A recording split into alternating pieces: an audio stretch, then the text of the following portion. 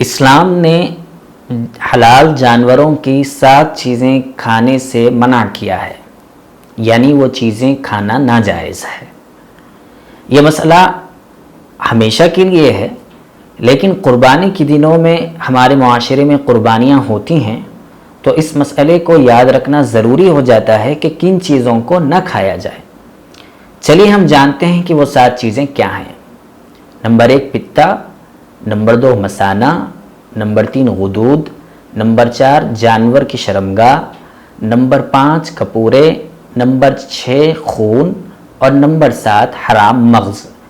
حرام مغز سے مراد جانور کی ریڑھ کی ہڈی میں ایک دودھ کی طرح سفید ڈوری ہوتی ہے جو گردن سے کمر تک ہوتی ہے، لہٰذا ہمیں ان چیزوں کا خیال رکھنا چاہیے اور ان چیزوں کو کھانے سے پرہیز کرنا چاہیے۔